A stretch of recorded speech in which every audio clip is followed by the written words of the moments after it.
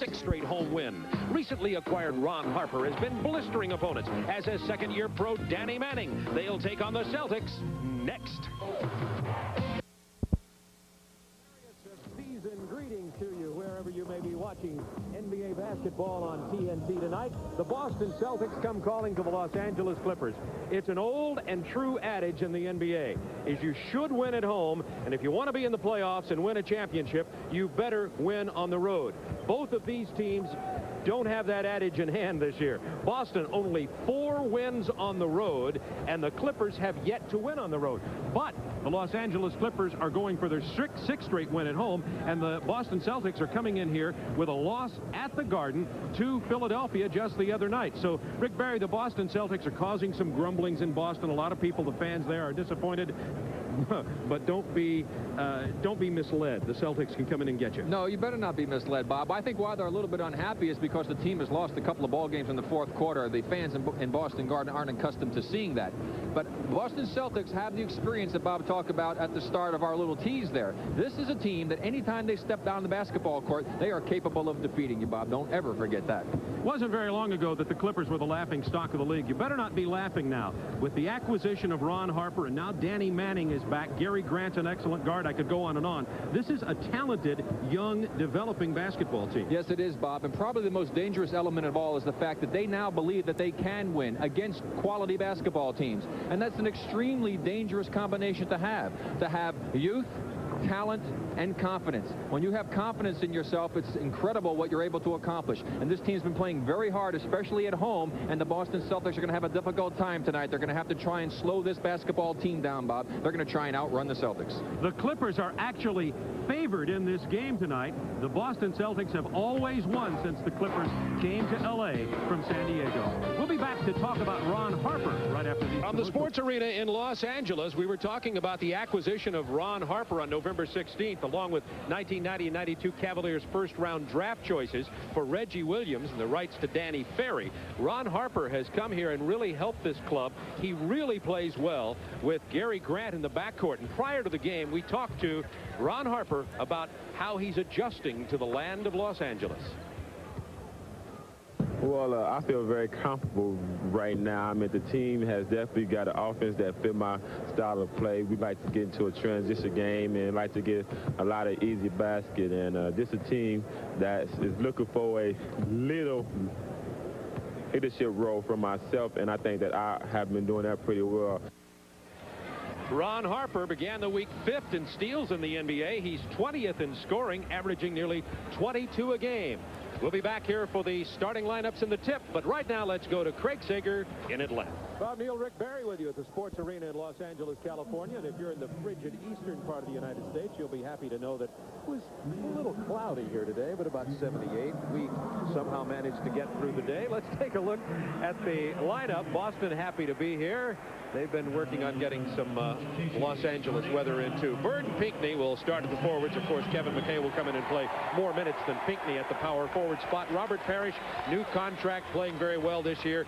And the aging veterans, they are probably getting tired of being called that. Dennis Johnson and Jim Paxson will start at the guards for the Boston Celtics. Jim Rogers under a lot of pressure in the press and by fans in Boston, even though the Celtics are still very much in the hunt. They're in 3rd place in the Atlantic Division. And now for the Los Angeles Clippers, a team on the rise, some young talent.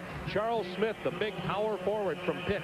Ken Norman out of Illinois. Benoit Benjamin at center. Ron Harper, recently acquired from Cleveland. And from the University of Michigan, Gary Grant, the point guard. And Grant can score, deliver the ball. He even rebounds pretty well at about 5 a game. And there is Don Casey, who has some talent to work with. You'll be seeing off the bench, of course, in this ball game, playing 25 to 30 minutes. Danny Manning coming off the severe knee surgery. And that's the starting lineup and who you'll probably see playing for the Clippers in this ball game tonight. They are going for their 6th straight win here at the Sports Arena, even though the Clippers are 0-10 on the road. The officials tonight, Mike Mathis, Steve Javy, and Tom O'Neill will be officiating tonight's ball game. Bob, I'll tell you one thing, this Clipper team doing a nice job of getting some consistency at home, despite the fact that this team hasn't had a chance to become very cohesive.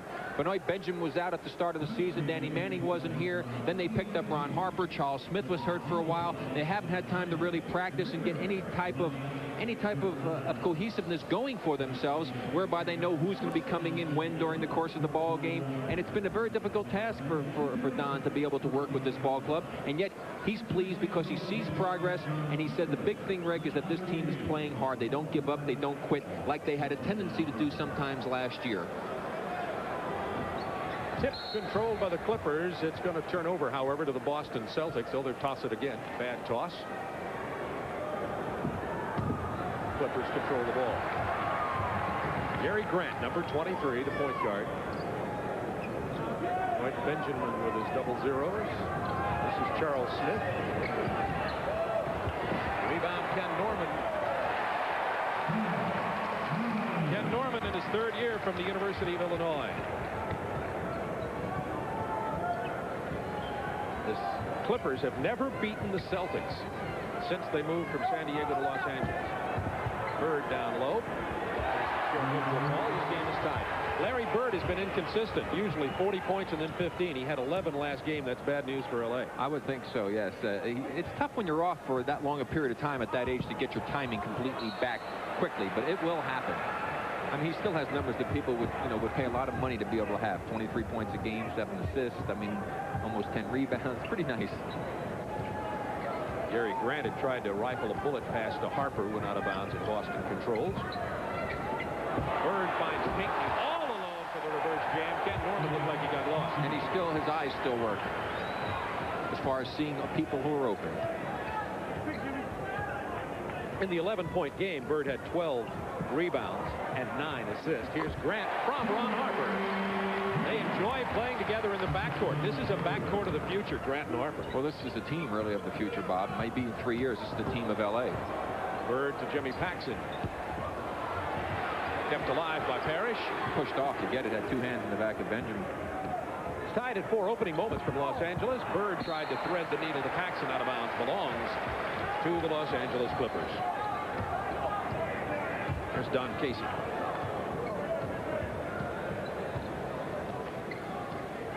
Grant gets a pick from Smith. Misses the jumper, and Paxson goes 1-on-2. He'll pull it up, and he'll set this up.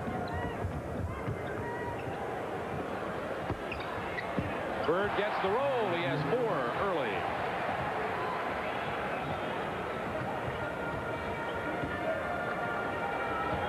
Early start here, 5 o'clock Pacific Coast time. It's a sellout game. People still filing in, battling the Los Angeles rush hour traffic. Grant looking for Benjamin against Parrish. Rebound Pinckney to Johnson. Once again out very quickly is Robert Parrish. Gets the pass from Bird. Rebound Harper. And good defense by Benjamin to change that shot. Grant saw the opening night between Pinckney and Bird. Those are the kind of opportunities the Clippers want to get. Transition opportunities.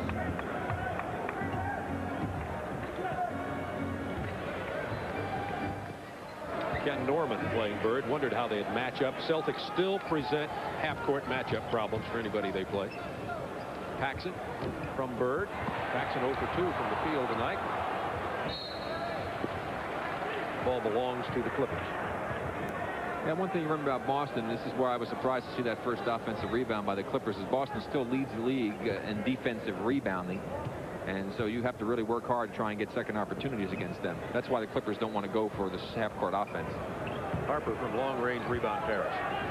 Not much of a half-court team. That's a severe weakness for the Clippers. It'll come, though. Grant out on the break. On the wing from Harper. On the reverse, Gary Grant. 6 points early for Grant. And another transition basket, just the way Don Casey would like to see it continue. Grant's 5th in the league in assists, 4th in steals. Now that's the guy that they're saying in the paper that a teammate said he's shooting too much and tearing us apart. He used to be the guy to hold us together. What a crock that is. Grant now has 8 points. Bird has 6 points. Well, Jimmy Rogers worried about this team, so this is the team that likes to drive and go to the basket. We have to be prepared for that. Bird hasn't missed yet. Clippers lead it by 2. Dennis Johnson posts up. Draws the foul from Gary Grant. And And Danny Manning enters the game with 7:54 to go in the first quarter, and the Clippers leading it by 2. There's Danny Manning, and Rick, we've talked about him before. Just to update people, he resumed full drills after his surgery on November 15th, activated on the 29th. His minutes raised now up to about 30 last week. He averaged about 12 points a game, shooting 53% from the floor. Well, it sure is nice to see him back after that injury that could certainly have been career-threatening. Such a terrific young man. Had the pleasure of getting to know him because of my son Scooter and their association at Kansas. So Danny Manning, Charles Smith, Harper, Ken Norman up front. Harper's up front or wherever he wants to be. He's one of those 6'6" lightning players. He loves to play against Michael Jordan and usually performs well against him. Norman missing from long range. Parrish with a rebound. That's his 3rd rebound early. Celtics down by 1. Only 4 road wins for Boston. They've lost 7. Beautiful pass to Bird. That's why you can't turn your head and lose sight of the basketball. Larry Bird hasn't missed. He's 4 out of 4 from the floor. Charles Smith.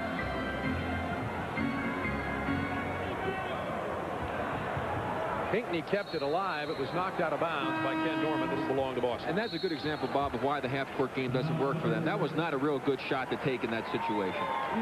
6:58 remaining in the first quarter. The Celtics have a 1-point lead. Sold-out crowd here at the Sports Arena in Los Angeles. Boston with a 1-point lead early on the LA Clippers in the opening. Rick and I were talking about the veteran Boston team, the young Clippers team. 59-16, Boston wins in age. Just a slight differential there. But I tell you, if the Clippers are going to continue to win basketball games, they're going to have to continue to have these type of plays. Some good defense, swarming, triple teaming, the ball knocked away on the part of Grant. Harper off to the races. He spots the open Grant on the outside. He's able to take it in for one of the transition baskets that the Clippers have been able to get early in this ball game. That's why they're only trailing by 1. Grant, 59 steals on the season, 4th in the league. Sorry, got one there. Parrish. Own rebound over Harper. That's 4 rebounds for Parrish. His first basket. Well, of course, right now they're playing without a center, the Clippers, that is, with Benjamin having gone to the bench.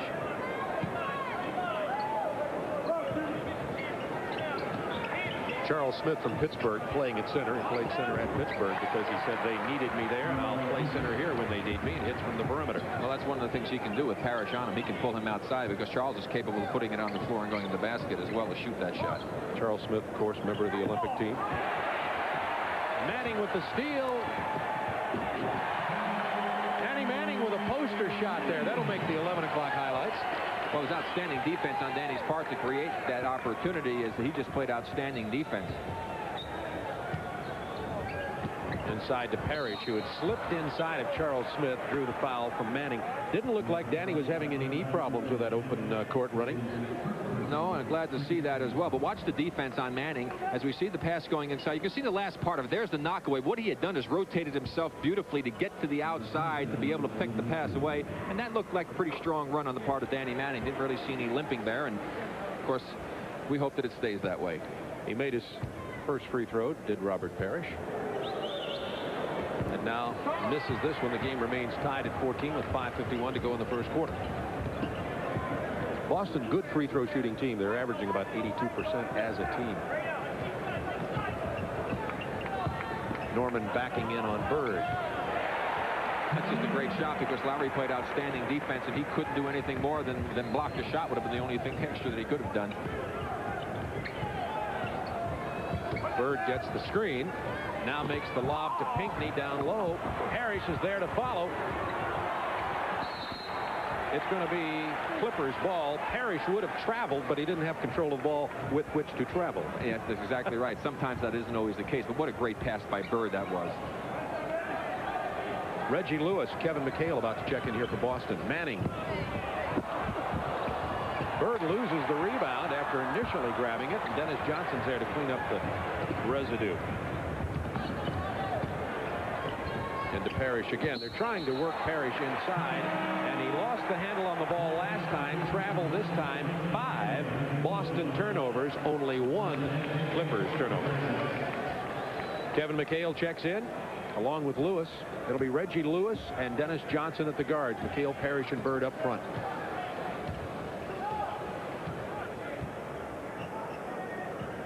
Gary Grant, left alone by Dennis Johnson, misses the jumper, and McHale with a rebound. Lewis to Bird.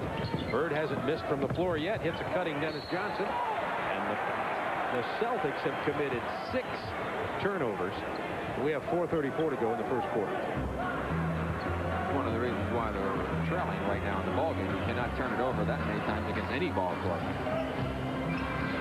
A couple of steals. Grant had a steal. Manning had a steal, but the other 4 have been just mishandling the ball. Manning played against McHale. Grant doesn't have the jumper falling early, that's for sure. No, that was a major brick right there. 16-14 Clippers. 4 minutes to go first quarter. Lewis lobs it into McHale, who had the position. McHale missed the layup. Manning on the run. Look at him handle the ball in the open court. Norman misses the layup, but in comes Charles Smith. Good-looking Clippers team. Well, again, this is a young team with a lot of physical talent. You just saw an example of it right there on the part of Danny Manning and Charles Smith both. Bird, his first miss. McHale missed the tip in again. Rick, it looks to me as though Boston just didn't get their wake-up call. Boston playing without much concentration, missing layups, turning the ball over. Harper knifes to the hoop, but McHale got a piece of it. Harper takes it back inside. They're just out hustling him right now. The Celtics just a little bit slow, really not in sync. And you're right, Bob. They're just not playing the way that Jimmy Rogers would like to see him. It was almost like a carryover where they blew that game in the fourth quarter against Philadelphia. Bird hit his first 4, missed the last 2. Harper for 3. Rebound Parrish. See, that's again another not a good shot. That's not his range, and that's just being a little impatient. Got a 6-point lead. This is the time to go hammer it inside, get another good basket, go to the hole. Speaking of hammer, Joe Klein's about to come into the ball game for Boston. From 18 feet, Dennis Johnson. McHale with a rebound. Going to be a loose ball foul. Yeah, he got it by pushing off. That time they caught him. We're going to get Joe Klein into the ball game for Boston, try to help with that rebounding a bit. Right now, Clippers lead it by 6. 2:40 to go, first quarter.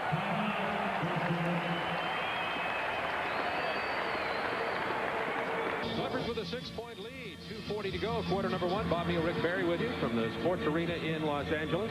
And part of the reason they got this lead in plays like this, McHale misses an uncontested layup basically inside, used the right hand. A good save by Charles Smith, and Danny Manning off to the races. And he's going to show you why it's incredible. A man almost 6 feet 11 inches tall, able to handle the ball like that. Look at that behind the back pass with the left hand. Norman can't get the shot to drop in as he goes back the other way. Lewis gets the hand on it, but nobody screens off Charles Smith, who was the guy, if you remember, that saved the ball down the other end of the court. This is the type of hustle that Don Casey is so really pleased about, that this team is playing this type of basketball at home, and he's trying to get them to try and learn how to do that on the road as well. Take a look at some of the scores from around the league. New Jersey with the lead over Washington in the second quarter. Also second quarter, San Antonio out in front of Charlotte. And the Knicks 1 point ahead of their ball game. We'll keep you posted on all the NBA scores tonight. First time I've looked at the shot clock, it's down to 10 seconds. There hasn't been much going with the shot clock. These teams have been getting the ball up earlier. Boston, by the way, missed 8 of their last 9 shot attempts. The lob to McHale. Spins inside over Norman. First basket of the night for Kevin. Clippers by 4. 2 minutes to go in the first quarter. Garrick in at the guard. Tom Garrick.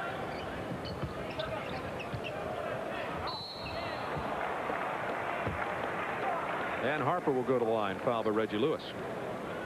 Well, that's what I like to see a player do, though. Use the screen. If a player sets a screen for you, be smart enough to use it. Don't just let him stand out there and let it go to waste. That time, Harper used it beautifully. Harper, by the way, wanted to send a message to all his buddies in Cleveland. Said hope they enjoy the snow shovel. He's enjoying the shoveling all the sun off his driveway here in Los Angeles. A lot easier on the back. Clippers 22-16. Less than 2 minutes to go first quarter. Reggie Lewis in traffic. Got his own ball after it was blocked. Very poor judgment on the shot. Tried to shoot it while being double teamed, but got it back and the hoop. Harper off the baseline screen. Punched away by Lewis. 15 on the shot clock for the Clippers. Into Benjamin against Klein. Benoit Benjamin.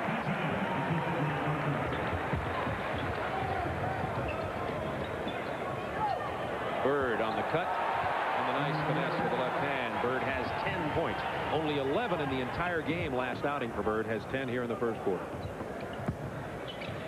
Manning over McHale. Good defense by Kevin. That's where Kevin plays his best defense. You want to take him out on the floor further. Johnson setting it up, looking for Bird, who has a mismatch, draws the double team, but nice defense, and Manning came in there to make the play again. Harper shovels it to Benjamin, stripped out of bounds. It'll be a foul against Boston. But the Clippers keep pushing it up the court. They know that this is the strategy that's going to work best for them. Keep going at the Celtics as much as you can. Basically, most teams playing against Boston prefer to do that. Gamble checking in for the Celtics. That foul, by the way, was on Joe Klein. As Dennis Johnson gets arrested. And Joe Wolf checking into the ball game also for the Clippers for Ken Norman. But Danny Manning showed you a couple of good defensive efforts, something obviously that he learned in Kansas playing under the tutelage of Larry Brown, who prides himself in having his teams play tough defense, and indicative of the fact that when he gets some talent, he can put a winner on the court, as evidenced by what San Antonio is doing this season. And you saw that Boston has also checked in with Michael Smith out of BYU, their #1 draft choice. Michael started the season hurt, hasn't played much, getting himself back into playing shape. Should point out too that Roy Williams carried that tradition over, as evidenced by what Kansas is doing this year. No kidding. The surprise of the NCAA, no question, early on. There's a foul against Los Angeles as McHale had tried to hit the cutter. That'll be on Harper, his first.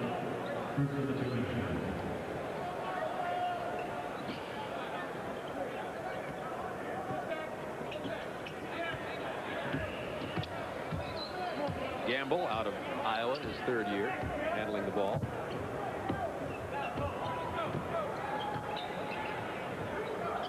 Shot clock down to 6 seconds. Boston appearing somewhat lost, so Lewis just takes it to the hoop, gets the basket, and draws the foul.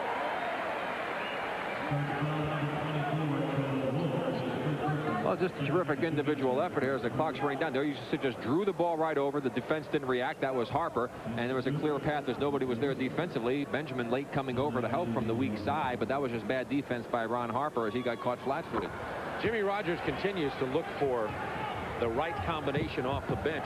Did the Lakers game recently, never did see this combination in there for Boston of Michael Smith, Lewis, Klein, McHale. Well, Smith hasn't really seen very many minutes.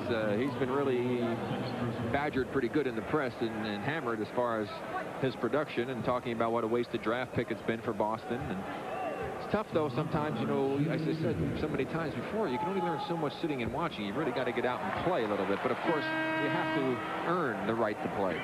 And obviously he hasn't really shown Jimmy Rogers you know, enough to be getting that kind of quality playing time. That's why I'm surprised really to see him, you know, in the ball game right now, although it may only be just for that little break before the quarter. Less than 3 seconds remaining as Charles Smith, the other Charles Smith, this one out of Georgetown, checks in. McHale's just going to throw it length of the court. And at the end of one, the Clippers lead it by 3.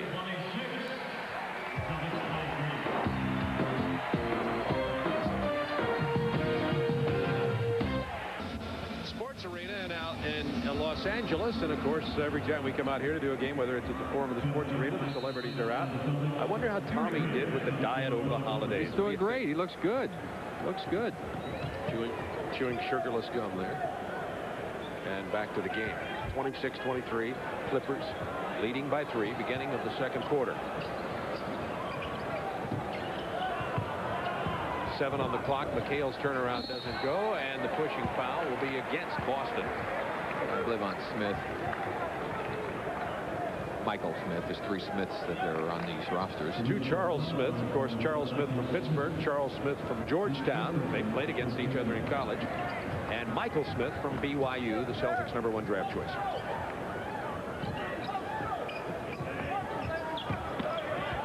Joe Wolf with the turnaround jump hook. Wolf's been struggling.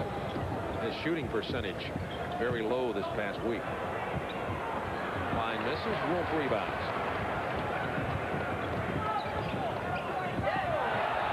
Manning gets the pass from Grant. And a beautiful pass indeed.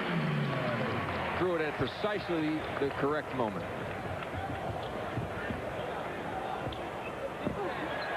Rebound Benjamin.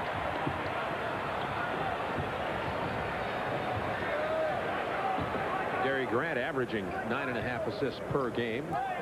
He's in the top 10 in the NBA.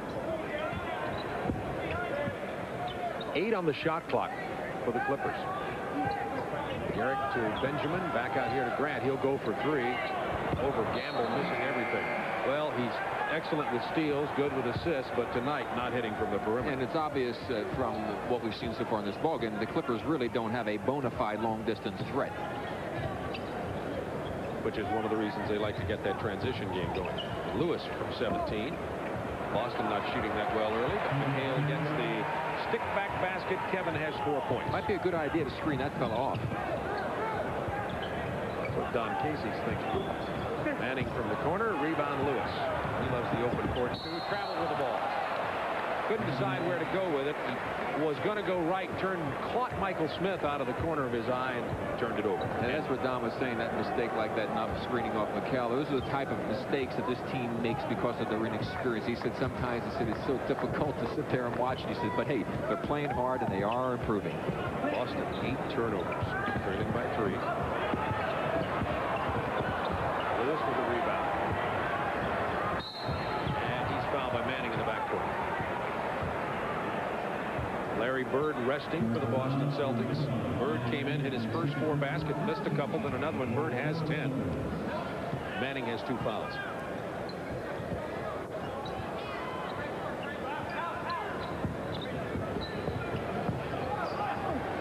Smith from the perimeter. Well, Smith.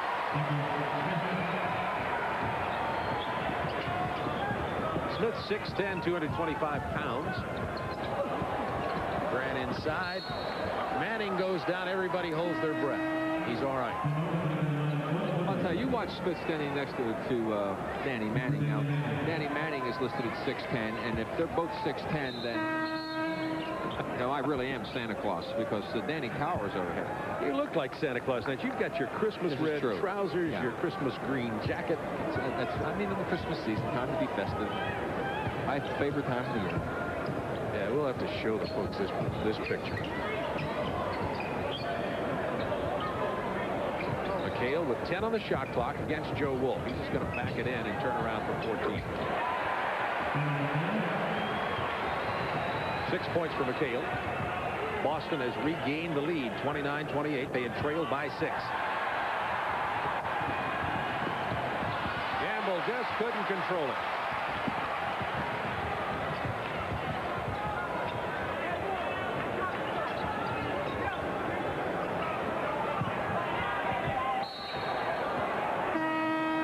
Foul on Benjamin as he got a little tired of being banged by Joe Klein and threw up his right arm and banged Klein back. We'll watch him banging inside in the middle. You'll watch the foul come in. Benjamin left your screen. There's pushing, and then the push with the right arm, and that's where the foul was. Celtics by 1, 8:43 to go first half. Dennis Johnson and Gamble in the backcourt for the Celtics, with Klein, McHale, and Smith up front. Michael Smith looks to McHale against Norman. They want to take advantage of his height, and does. Yeah, so they're going to try and play straight up on those type of situations, but I don't think that Don really wanted to have Norman on him. He preferred to have had Charles Smith on him, and when those type of things are starting to happen, McHale's getting hot, they're going to have to start sending somebody else at Kevin. McHale has 6 in the quarter, 8 overall. 7 seconds, 6 on the shot clock. Inside to Smith. Nice pass from, who was that, Benjamin? Yes, but good heads-up play that time because they realized the mismatch was there, and instead of trying to force up a shot, they spotted it and took advantage of it. Benjamin, Norman, and Charles Smith up front now for the Clippers. McHale punched it away with long arms. 13 seconds on the shot clock. Well, now they say that Smith touched it last, but that was the matchup that he wanted, Charles Smith on Kevin McHale.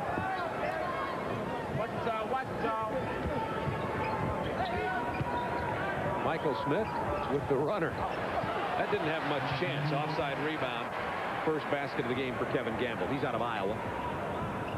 And the Celtics have gotten themselves back in the lead with Larry Bird and Robert Parrish getting considerable rest.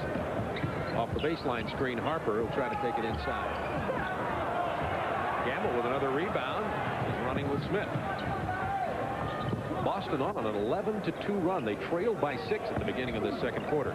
Inside to Klein. Got Benjamin airborne and then got the hoop. Nice play by Joe Klein. Well, you get in that paratrooper club, Bob. You know, how often do we see the player pay his dues? Get burned. Boston with their biggest lead of the game. A lead of 5. 7:05 to go in the first half, and it's been bench strength. They trail by 6 at the quarter. Now lead it by 5 with 7:05 to go. Hope you'll join us on New Year's Eve. Tim Foley will be meeting me in Tucson, Arizona for the inaugural Copper Bowl. North Carolina State and Arizona in Tucson begins at 8 o'clock Eastern time on our sister station, TBS, the Superstation. And Bob, well, there's some halftime scores coming up for you. You can watch those. As we just mentioned the fact that one of the reasons that I think the Los Angeles Clippers have lost that lead, and I think it's in direct relation to what we talked about, them trying to get a running game going. They had 6 breaks in the first period for 10 points to only 1 break for 2 points for Boston. With almost 5 minutes gone here in the second quarter, they have yet to get a fast break opportunity. The Celtics lead it by 5, 35-30. By the way, Craig Sager will have all the highlights for you at halftime. Now the Celtics on the run. Dennis Johnson didn't have anybody to get it to, but that was ugly. Well, Dennis made a bad I know decision. of no other selection of words. He doesn't usually make a bad decision like that, but the man he should have hit was Gamble, who was the lead person, instead of throwing it to Pinckney, who was the trailer. You don't really want a guy like Ed Pinckney having to handle the ball out on the court. Looked over for Ainge or Bird, and it was neither. Yeah, some strange faces were trailing them or running around the court. Who are these guys? Pinckney came in the trade with Sacramento for Ainge, along with Klein. Boston only 3 of 6 from the line thus far tonight. Michael Smith, though, getting some extended playing time here. That'll do wonders for his confidence. Nothing like being out in that court to make you feel good about yourself. Speaking of feeling good, you love this building. The Lakers used to play here in the 60s. Yeah, they did. I used to love playing in the sports arena. I always played better here than I ever did at the Forum.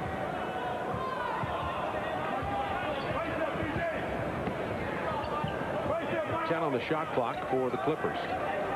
Michael Smith against Ken Norman. Pushed him out of bounds. Now, see, he did everything he had to do until the last moment. He worked hard. He had good position on his defense. The man went up to shoot. His job was done at that point. Now screen him off the boards. Instead, he commits the foul when the man. Now watch it. Good defense. Pretty good position right here. Shuts him off. Stay right there. Now just stay there. Now let him shoot. Boom. Now he goes and he pushes his arm forward and shoots it. And he pushes him when he's shooting the ball. Hey, just let him go up, screen him off, and that's an excellent effort. Michael Smith from BYU. And Larry Bird wants to get back into the game. Well, Michael did have extended playing time. He'll sit down, and Bird checks back in. Larry Bird getting his first action in this quarter. Hasn't scored in the quarter, with 10 points in the first. Ken Norman not lighting it up from the free throw line this year. 36-30, Celtics with their biggest lead. So now the Celtics have Gamble and Dennis Johnson in the backcourt with Pinckney, Parrish, and Bird up front. Bird wide open. He'll step back for 3.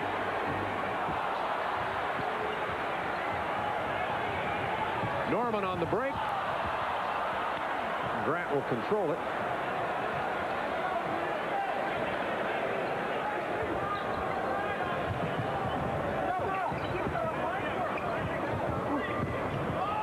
Charles Smith over Bird.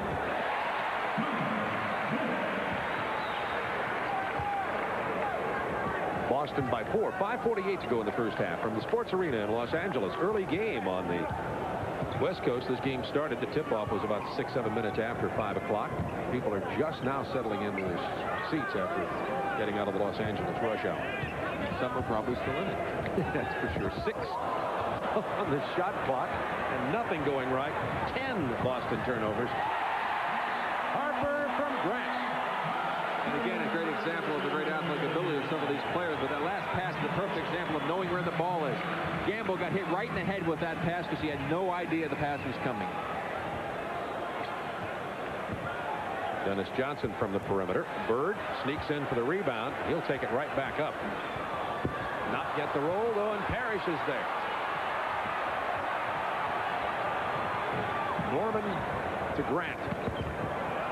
Stripped away by Gamble. He'll get it back from Bird, and he'll take it all the way past Benjamin, who commits the foul. Well, Boston had led it by 6. It's now down to 2 points. Second personal on Benoit Benjamin.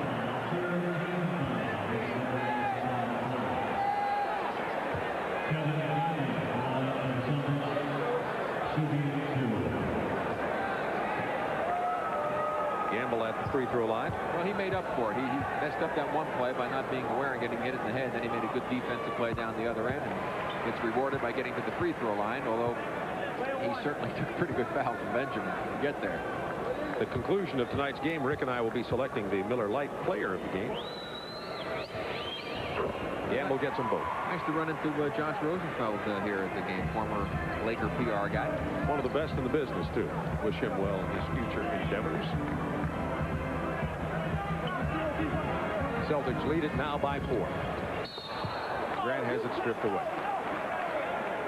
Well, they called the foul, and it's going to be on Dennis Johnson. And Dennis actually committed one out further, and he got 2 for 1 that time. We'll watch the play again. And here's the first move. Dennis reaches in, kind of gives him a little push there. Now he trails from behind, and then he hit the ball.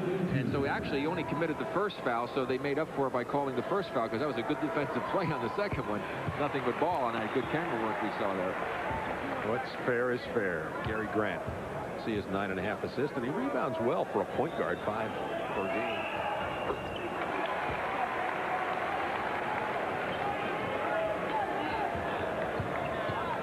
Celtics by 2.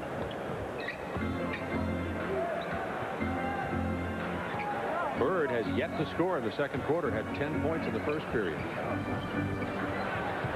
They've got Charles Smith on Bird. Shot clock to 6. Gamble into the paint. Rebound Benoit Benjamin. Grant has Harper on the right wing. And now the Clippers are back in the ball game again because they're getting the break opportunity, something that they were a little bit lax in the first part of the second period. Ron Harper has 8 points. Gary Grant 4 assists early in this game. And it's tied. Gamble wanted Parrish, but Benoit Benjamin playing good defense down there. 3 seconds. Well, Benoit working very hard against Robert Parrish, showing the type of aggressiveness they would like to see a little bit more of.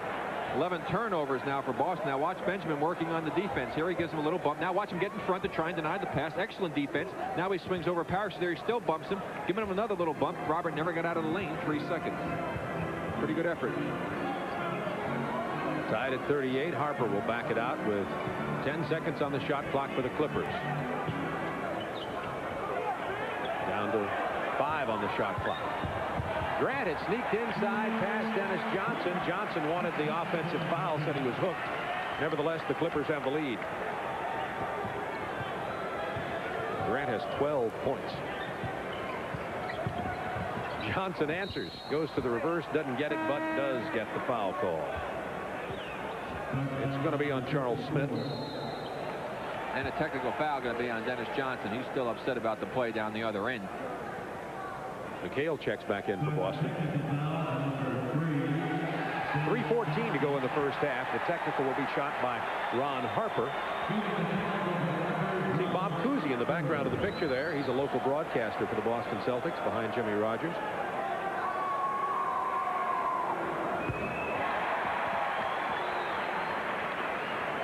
Celtics on a 3-game West Coast swing. Well, they're always out during Christmas time. Arsenio Hall in attendance, trying to camouflage himself.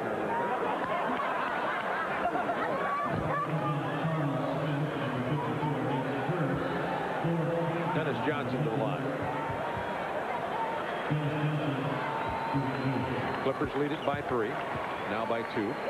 Dennis Johnson with only 2 points in the game. Both have come from the free throw line.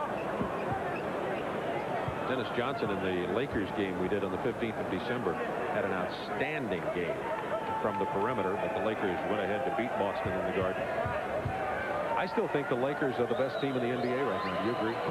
Well, they're playing outstanding basketball, no question about it, Bob. I still think that the Lakers and Detroit are the teams to beat in their respective conferences. Until somebody does that, you have to really go with them. And there are quite a few teams capable of it. Clippers by 1, 3:04 to go first half. Benoit Benjamin backing in on Parrish. McHale kept it alive, and Johnson collects the ball and hits Bird, who has not scored in this period. McHale from 18. Kevin McHale now with 10 points. Boston by 1.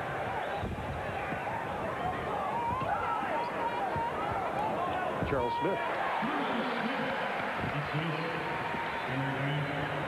Smith has 10. There's a player with everything you like. He can play a lot of positions, and he has tremendous attitude, good work habit. He's going to be a long-time NBA player. Charles no Smith. question about it. I liked him back in '86 in the World Championships when I first had seen him.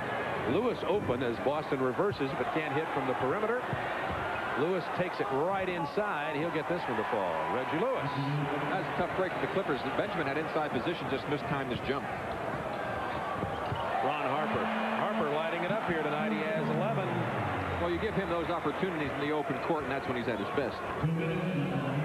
Reggie Williams involved in that trade with Cleveland. Reggie Williams still struggling there. He was struggling here, particularly in terms of his offense. Bird open from 18. First points of the quarter for Larry, has 12 in the game. Harper back quickly with the basket and the foul.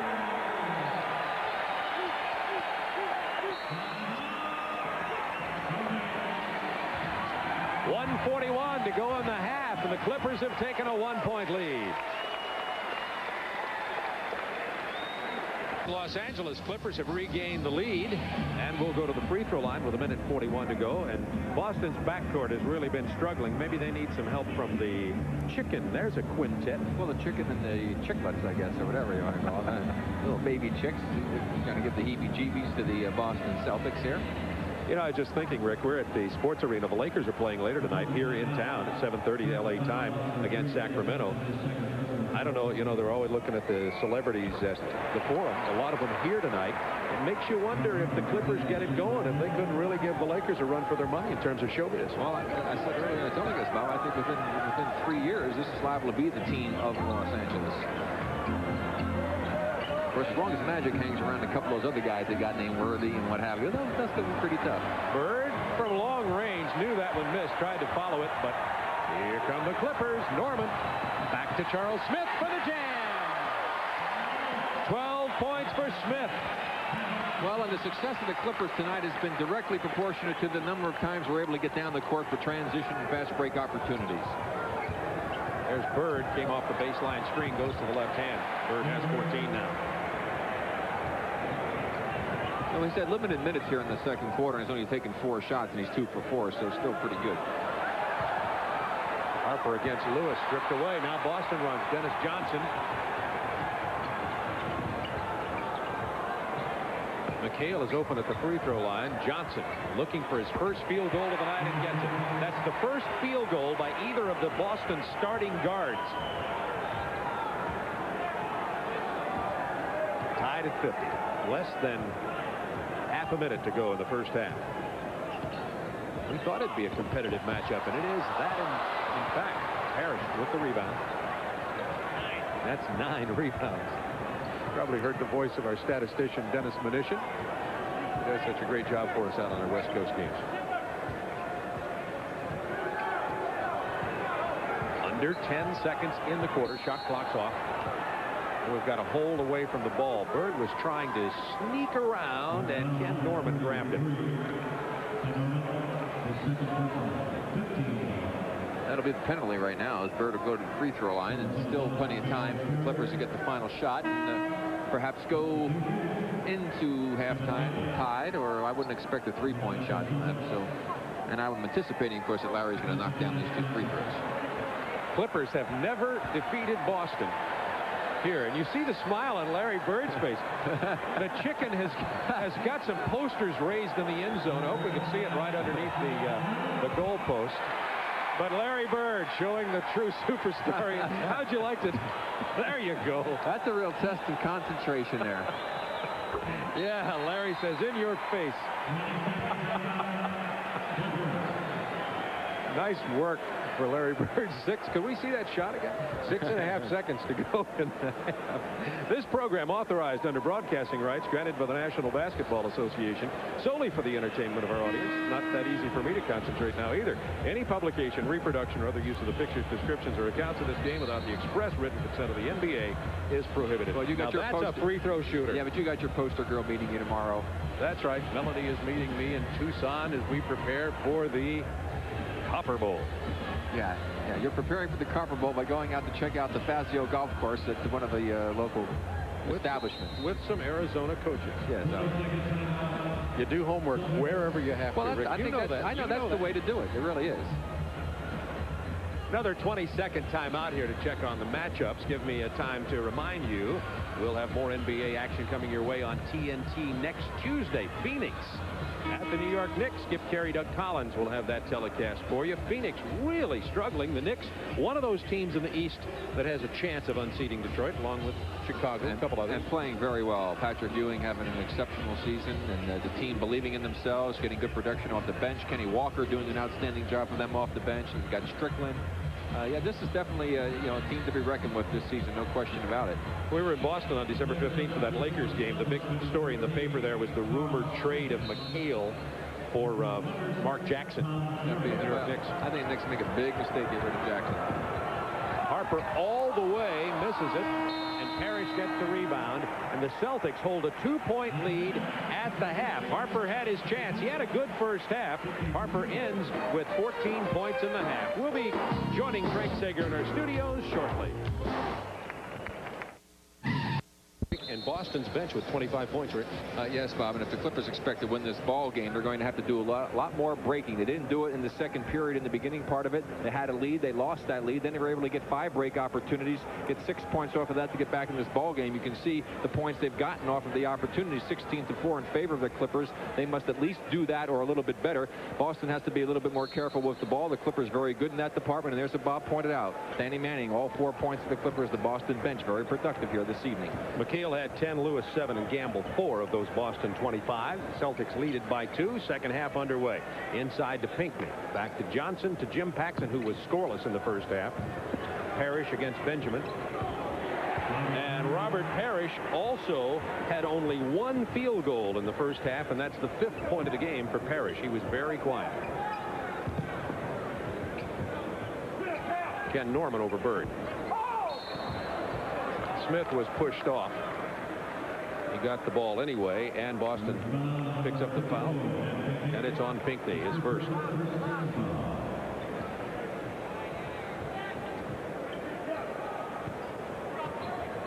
Grant had 5 assists in the first half to go with his 12 points. Norman will try this one over Bird. He doesn't get it either. Not his specialty. Celtics can build a 6-point lead. Their largest lead in the first half was 8. Tried to hit Pinckney out of bounds. Belongs to L.A. And had a little bit upset, so was Bird, because they felt that Pinckney was held as he made the cut to the basket. Nice inside move. Spinning around Pinckney. 254s battling there is Charles Smith. That was a big league play. It was, and what he did is a good job of holding Pinckney out of position to enable him to make the move. Boston by 2. Opening moments, third quarter. Bird's going to take it down the lane for the runner. Missing badly. Pinckney didn't see it. Out of bounds, Clippers ball. Yeah, well, Larry knew that he couldn't get the rebound. He knew where the ball was, and he tried to tip it over to Ed, but Ed was making a cut to the middle, and the ball was tipped just a little bit behind him. In the first half, Pinckney had 3 points, 1 field goal and a free throw. McHale had 10 in place of him. Fouls on Jim Paxson. His first of the game. Nobody in foul trouble. No one with more than 2 fouls on either team.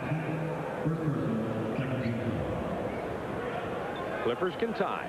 Ken Norman from Illinois Charles Smith from Pittsburgh, Benoit Benjamin from Creighton up front for the Clippers. Harper of Miami of Ohio, more recently of the Cleveland Cavaliers, and Gary Grant of Michigan on the floor now for the Clippers. 10 seconds on the shot clock. Look at a move by Smith. And the inside pass, but Pinckney was there to keep it alive for Boston. Smith hustling back to the hoop with a basket. He couldn't get it to go. Norman off of Jim Paxson. But Charles Smith shows you what we were talking about, how he can face up and put it down on the deck and go to the basket.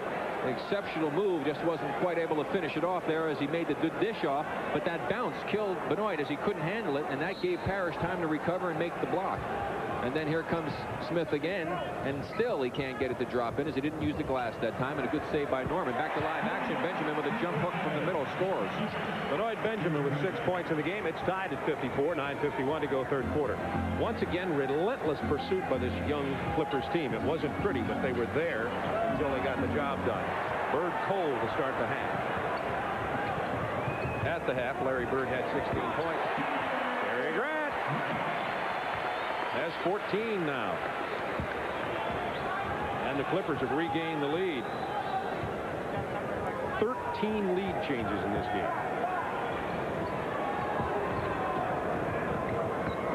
Paxson off the baseline screen, open for his first field goal of the night, Jim Paxson. What a move by Harper. But they're going to call him for the offensive foul. He got the left arm out there to clear, who was it, Larry Bird into the lap of Arsenio Hall. Yeah, that was, but it was still a spectacular play. Look at that quick move to the baseline. Bird comes over to help. Watch the left arm. Go. Well, I'll tell you, he didn't clear out. Larry went up in the air, got bumped, came down, lost his balance, and Larry did a good acting job. That was not a clear out by Ron Harper. A spectacular play. Paxson goes hard to the hoop, gets the basket, and draws the foul. And that is 4 points for Jim Paxson, and Charles Smith picks up the personal, his second. Well, Paxson, as you see, got Harper coming out a little bit. He gave him the baseline. Smith, instead of coming over and shutting the baseline off, immediately drifted, turned his body sideways, and wound up picking up the foul as Paxson was smart enough to initiate some contact. This is Jim's 11th year in the NBA. John's brother, John in Chicago from Notre Dame, Jim here with Boston from Dayton. Of course, their father, a former pro player. Celtics by 2.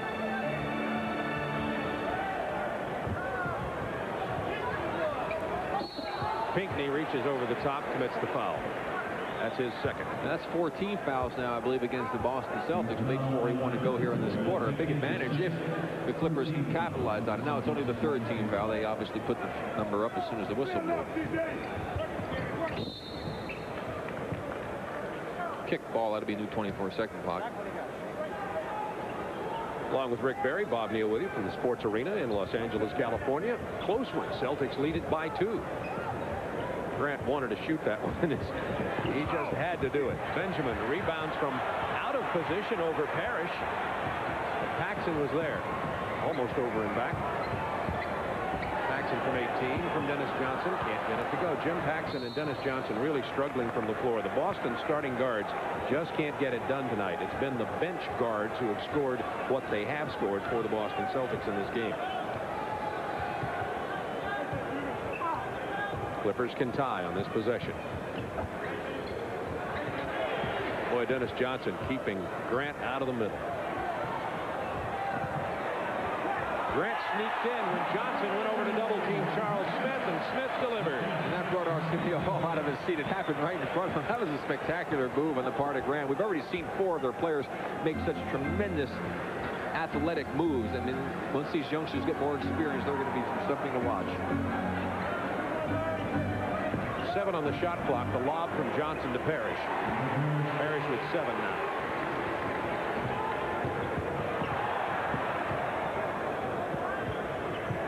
Grant. Is he aggressive? Gary Grant took it right past Bird, went to his left hand, and has 18 in this game. Don Casey was saying sometimes Gary gets a little out of control, but then haven't I heard Chuck Daly say that about Isaiah Thomas?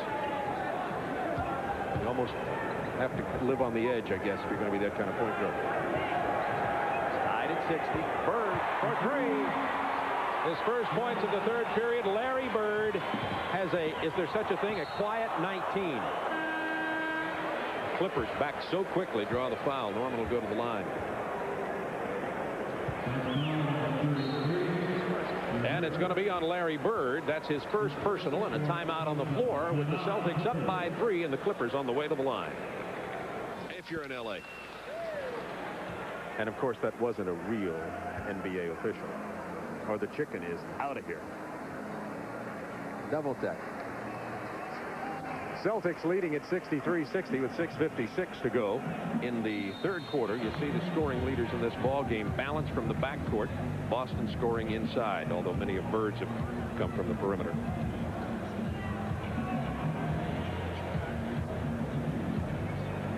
Larry Bird committed the foul on his way to the timeout, and Ken Norman will go to the free throw line.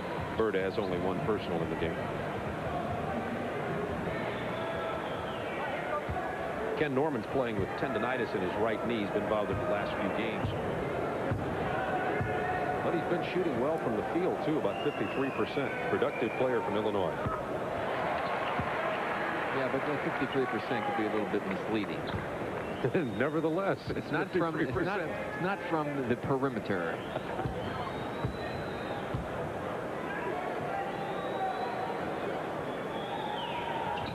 Speaking of perimeter percentage, up among the leaders in the NBA in field goal percentages, Jim Paxson's brother John in Chicago. He's really drilling it from outside this year. That's the reason why they're leading in their Midwest Division, Central Division, excuse me. Took Boston 10 seconds to get the ball over the timeline with the Clipper pressure. Celtics up by 1. Lob into McHale. Tipped away by Charles Smith. And Harper. Nice to the hoop, Ron Harper. He has 16. Well, good defense will create those opportunities for you, and they certainly have the people who can finish. Grant, Harper, Smith, Norman. They'll go to McHale again. This time the jump hook.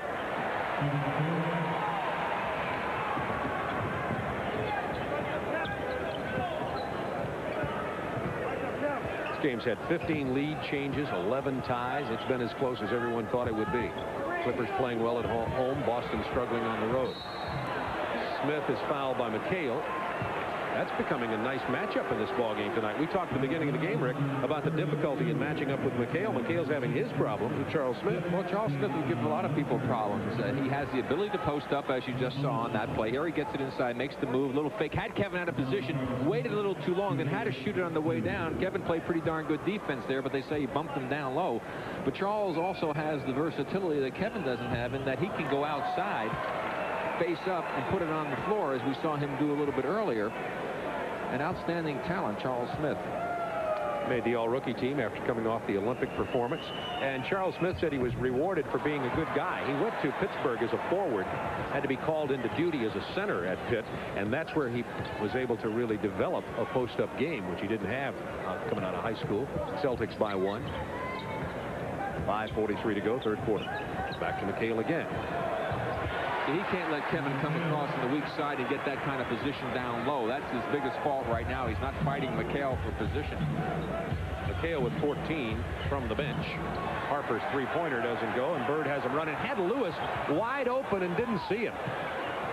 Parrish gets it to Gamble and draws the foul from Ken Norman. Bird, now Kevin McHale telling Bird, you had a man open on the wing. What Larry did, Bob, is that he looked to both sides and was checking to see where the defense was, and when he did that, he had turned his head to down court where he had the open man. Kevin and Larry and Robert Parrish and Dennis Johnson will talk to each other firmly, as McHale did then.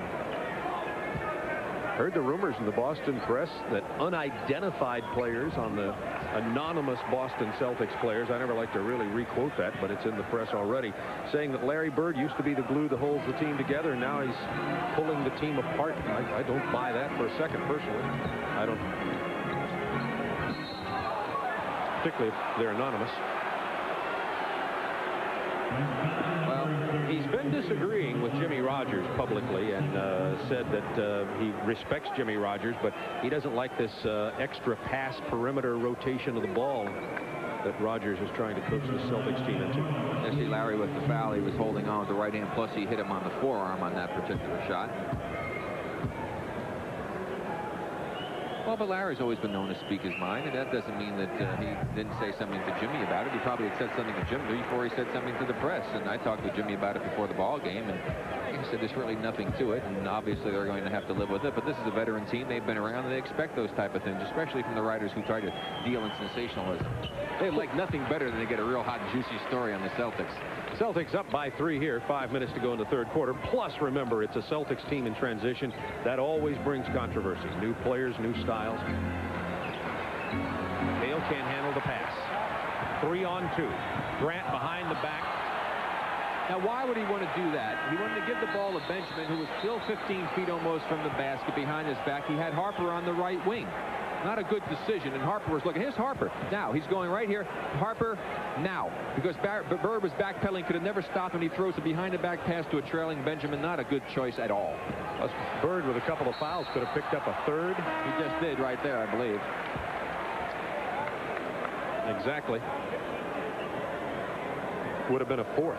Right, and turnovers again hurting the Celtics, something that they got into trouble with early in this ball game when they got 6 of them before they could bat an eyelash, and now they just turned it over again. 15 in the game, and Danny Manning checks back in. 11 minutes in the first half for Manning. He had 4 points, ran the floor well, played defense well early on, but then the Celtics shut him down later in the first half.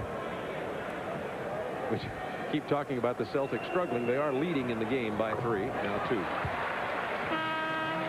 That's 15 for Charles Smith, and Klein will check in for Robert Parrish. Parrish not productive tonight, only 9 points. He has only 3 field goals.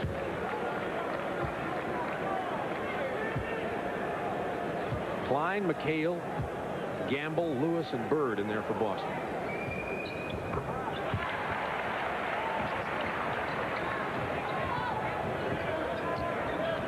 Does Boston ever need a point guard?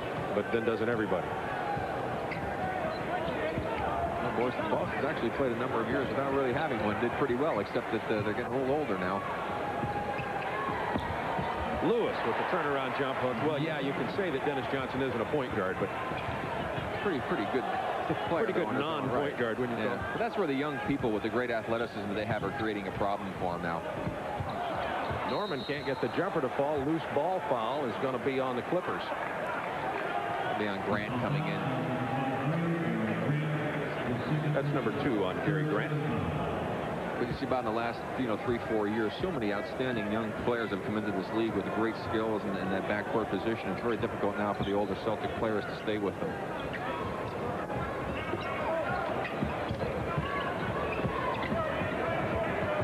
Devin McHale got loose from Manning and has 16 now. Manning's open in the corner, but Grant's going to take it right down the pipe. Gary Grant, 20 points. He was the Michigan famous point guard before Rumeal Robinson. Into McHale. Look at from the weak side comes Harper for the block. Manning to Grant. Into the paint. Back to Norman. That's the Clipper break in action. And defense is what ignited it, because they created the opportunity to get back before the Celtics were able to make the good transition move. They've had a number of those, and that certainly brings a bit of a smile to Don Casey's face. 3:16 to go in the third quarter. Gamble and Lewis in the backcourt for Boston. Manning defensive McHale. Lewis over Norman. Manning tripped up in the backcourt, and I'll tell you, when the Clippers start to run, you can really see the difference in the quickness. And the Boston bench that performed so well in the first half, struggling a bit here in the third quarter, but the Celtics continue to lead it by 1. The Sports Arena, Boston by 1 point. The Wendy scoreboard. A lot of action in the NBA tonight. We'll keep you posted on all the action around the league, and we'll get to the Wendy scores in just a moment as Manning goes to the free throw line to tie this game. Here are a few of those scores. New Jersey way out in front of Washington. San Antonio likewise. Larry Brown's got him playing well at San Antonio. That's a road lead also at Charlotte. We'll have more scores for you.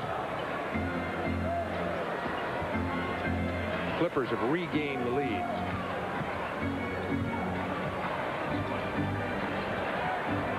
Into McHale again. Manning stripped it away with 7 on the shot clock. And they were lucky that time that Danny got his hand on it, because the weak side defense a little slow getting over to help out on that lob pass, and McHale would have had an easy layup had he been able to keep control of the ball. Knicks, Indiana leading Orlando at Indianapolis. Lewis runner won't go, and Danny Manning very active. Birds on the bench for Boston. Manning, nice feed to Harper for the jam. Manning runs the floor straight up. What an advantage to have a big man who can get the rebound and take it out and lead the break. These Clipper fans, the NBA fans, have not had a chance to see the real Danny Manning. You're still not seeing him. He's still playing his way back. Manning commits the foul that time. Yeah, Danny's not in full playing shape right now, but let's watch this. Remember, this is a man who is 6 feet 10 inches tall, and he's out there leading the break.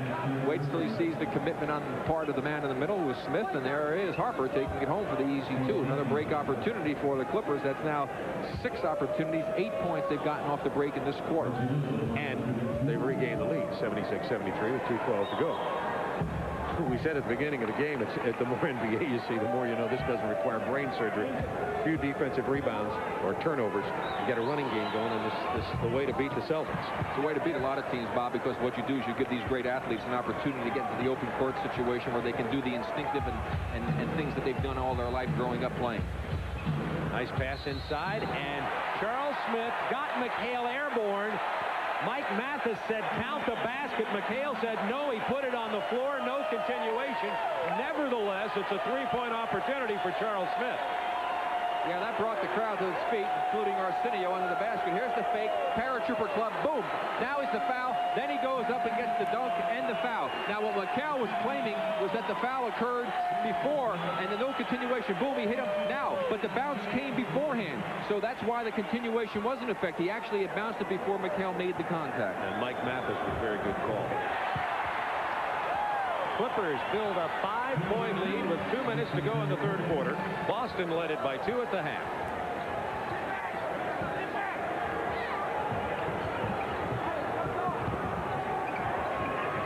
Klein inside. Benoit Benjamin in there for defense. McHale from 16.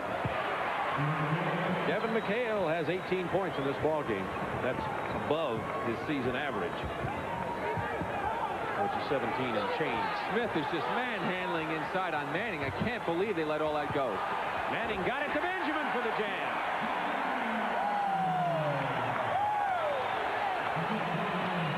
This Boston mix on the floor right now cannot match up with talent in any way with this group of Clippers on the floor. Lewis goes to the left hand for the basket. Gamble knocks it out of bounds. 23 seconds on the shot clock for the Clippers. But they can run fairly well, and I think that's what Jimmy Rogers is hoping. This is the team that got him back in the ball game in the second period, basically.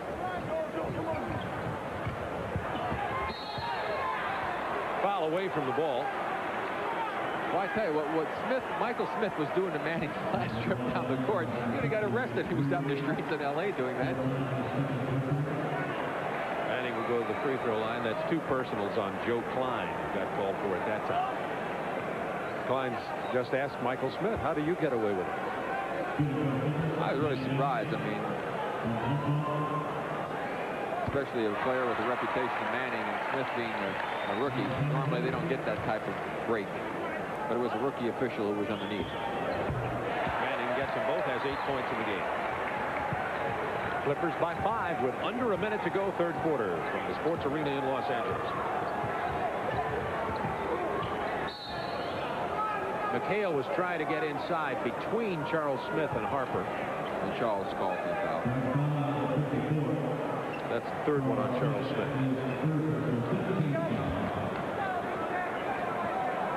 Quiet crowd here. It was a 5 o'clock Pacific time start. Crowd late arriving, and it's a very close game, but the crowd, except for a couple of Clipper breaks, has been pretty quiet.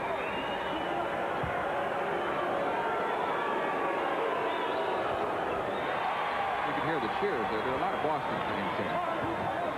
Remember, when you see the Boston bench scoring, to put it in perspective, always included in that, of course, this year is Kevin McHale. McHale has 20 of those 39.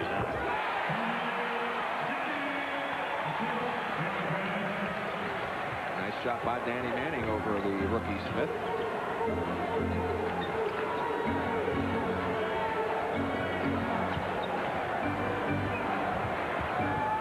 Against Charles Smith with 8 on the shot clock. Hale tried about 6 moves, couldn't do anything with it. 5 on the clock, and Lewis throws up a prayer. He had more time. Smith sneaks in for the rebound and the stick back. Michael Smith with 4 points in the game now. That was good defense by Smith that time because he denied the low place to Kevin, got him out on the court where he could do a much better job on it. Harper is going to have to shoot it over Klein from long range. Clippers trail the Celtics by 2 at the half. After 3, LA leads it by 3. Crowd at the Sports Arena, and it's 7:30 LA time. The Lakers are playing across town tonight against Sacramento, so there'll be 30,000 plus basketball fans watching these 2 games in Los Angeles tonight, where the NBA is alive and well. Thank you. Clippers by 3 to begin the final 12 minutes.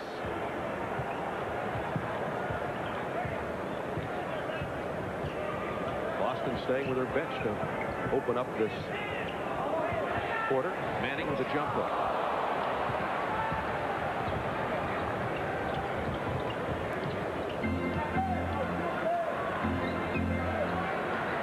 Hale and Bird with Klein, Gamble, and Lewis on the floor for Boston. Bird with 6 on the shot clock gets it down to Reggie Lewis over Harper. Nice play. Clippers by 1.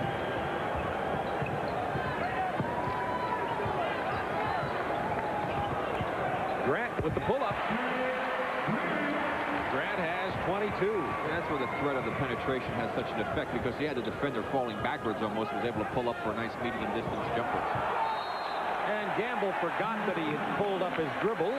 Didn't get any help when he didn't get it off to Lewis. McHale came too late, and the turnover, and Boston now has committed 16 turnovers to 10 for Los Angeles. A couple of finals.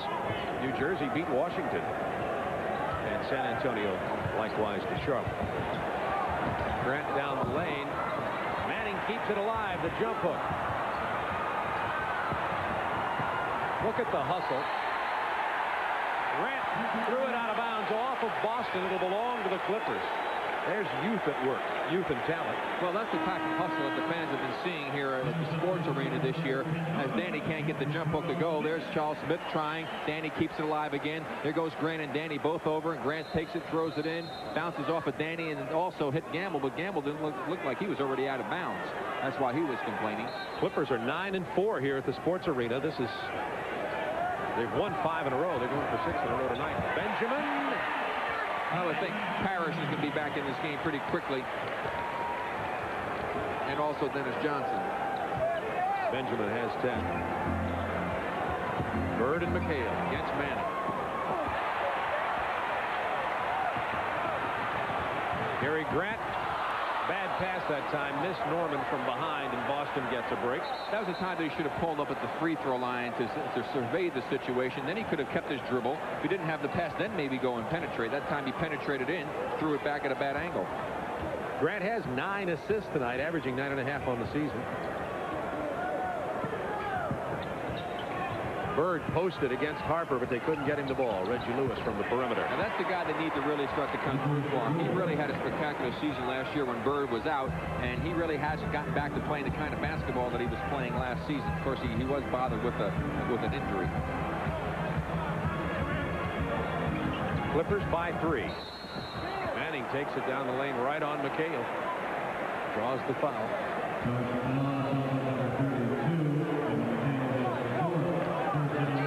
Kevin McHale. Now they're saying it was a pass-off, not a shot. That's what Kevin McHale had gone over to the official to say, hey, he was passing the ball. Danny Manning with a shrug. Yeah, one of the few times that an appeal to the official. Here comes Parrish, as you mentioned earlier, but he goes in. He goes in for McHale, which is a little bit of a surprise. Klein stays in the ball game along with Bird up front. Gamble and Lewis in the back, and the New York Knicks get Miami by 6. Look at Manning's drive to the hoop. He got fouled. He'll get the continuation. Yeah, And again, taking advantage of the matchup situation. No way that Joe Klein can stay with Danny Manning out in the court. Look, he's already backing up. Now he gets his weight on the heels, and the quick step going to the left. Klein not quick enough to recover the foul and the basket. This guy's a franchise player. I mean, obviously, he was a #1 pick, and people thought that. After the knee injury, you wondered if he would have that move. Well, he's so unselfish, Bob, and he's such a team player. And yet, in that last year at Kansas, he showed that he certainly could take the responsibility of taking a team on his shoulders and carrying him to great heights. Clippers' biggest lead of the game by 6. Jimmy Rogers needs a timeout and gets one. 9:25 to go in the game. Danny Manning leading the Clippers back here. They trail by 2 at the half. They lead it by 6. Well, the Clippers with their biggest lead of the game, 92-86. We have more action coming your way on our sister station, TBS. We'll have the Hawks at Dallas tomorrow night. That'll start at 8:35 Eastern time. Then back to TNT on next Tuesday at 8 o'clock Eastern. Phoenix will be at Madison Square Garden. Dennis Johnson back into the ball game for the Celtics, along with Reggie Lewis, the #2 guard. Reggie's starting to come through right now for Boston as Pinckney's come in because of the matchup. He's on Manning. Good move by Jimmy Rogers. Pinckney, Parrish, and Bird up front with Lewis and Dennis Johnson. Look at Manning handle the ball. We're talking about his ball handling skills. He'll just try Pinckney out for size. His jump hook doesn't go. Parrish with the rebound. Parrish hasn't done so well scoring-wise tonight, but does have 12 boards. Bird gets the offensive rebound off the Lewis miss, and the Clippers now lead it only by 2. Clippers can't just get into this, walk it up the court, and start to play half-court basketball. They still have to do the running that they were doing so effectively to get a lead. Grant to Harper. Beautiful pass. Good defense by Parrish and Lewis will key the break. He has Pinckney down deep, but can't see him. He gets it to Parrish. Gets his own rebound, but there's Benoit Benjamin.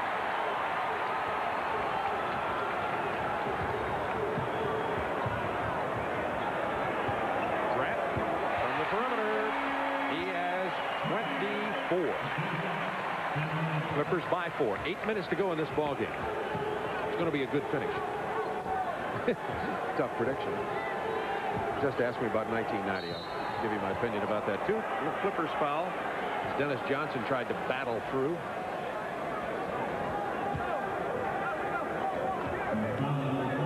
What about 1990? I like the Lakers. Dennis Johnson from the perimeter. I only go with semi-sure things. Clippers by 2. 7:43 to go in this ball game.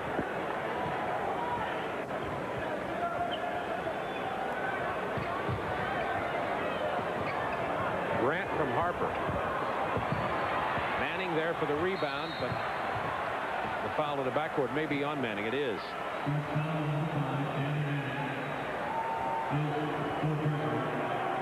Manning has 4. I don't think that shot by Grant was a good shot in this situation in the ball game. He's not that good from that distance, and to take it, it's not showing enough patience. You got to get a better shot than that in a close ball game. I think you pointed that out about the Clippers. They are missing that perimeter shooter, the really good one, the John Paxson caliber. This game's tied, and Don Casey doesn't like what he sees from this Boston matchup with his Clippers team, and now we'll get a few more chess moves when we return with 7 minutes to go in the game. Celtics are tied at 94. Well, it's the end of the year. I don't want you to get too cocky. You know? Elgin Baylor, you saw his name highlighted there. Of course, the GM here with the Clippers. Jerry West across town. They're playing over there tonight at the Forum at 7:30 against Sacramento. The Kings are staying in their hotel, the Turner Broadcasting System hotel. Do we hold that hotel? I don't think so. No, I think Ted tried that once with the hotel. That's right. He did the hotel thing. 7 minutes to go, and Gary Grant will inbound for the Clippers. Don Casey had a chat with his Charges as he saw their 6-point lead slip away into the 94-94 tie. I thought there might be some personnel changes. Both teams came back with the same players. Charles Smith over Bird. And that's where Kevin McHale would have a little bit better advantage defensively against a Charles Smith on that type of a move. And he's been on the bench for a considerable number of minutes now with his 20 points.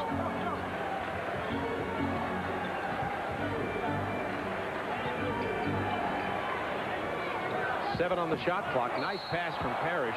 Lewis draws the foul. And see, this is where if the game gets very close and you come down to half-court execution, the Celtics certainly have an advantage. There's the pass into Parrish. It's a good cut from the right part of your screen as you see Lewis go by as Charles Smith got caught looking at the pass, and there's the foul coming over to help out from the weak side. But you can't get caught doing that. I mean, you have to keep relationship between your man and ball. When the pass went in, he should have dropped his body back to keep his man outside and side of the ball as well. Instead, he turned his head and paid the price, but that was a good cut on the part of Reggie Lewis, because that's what you should do when your man turns his head. Kevin McHale, one of the celebrities watching this game at the moment with 6.5 minutes to go. They called Charles Smith for the personal, reaching in on the drive. That's 4 on Charles Smith, by the way. Harper will pull up over Reggie Lewis. See, again, Bob, that's not the kind of shot that you want. Bird, full-length court attempted for Reggie Lewis. Intercepted by Harper. They take it right back to the hoop. Charles Smith with the rebound. And he goes down like he was hit at a heavyweight fight. Parrish will pick up the personal. Could have been any number of players getting called. That is Parrish's first personal foul of the game. Very unusual for Robert to only have one. As we see the good penetration move, Harper gliding in there, can't get the bounce, but look at how Smith just snuck in there. Nobody screened them off, lost the handle, picks it up and goes up strong, and you saw Robert Parrish committing the foul. But good hustle on the part of Smith. We've seen him do that a number of times this evening. Well, our national viewers on TNT don't get a chance to see the Los Angeles Clippers nearly as much as the Celtics or the Lakers or the teams that have been recently in the NBA quarterfinals and semis and finals and such. But I'll tell you what, playing like this, you'll be able to see them more. This is an entertaining basketball. Well, they have a lot of talented players, a lot of great athletes, as we pointed out, and they're just going to keep getting better and better. Lewis from Parrish.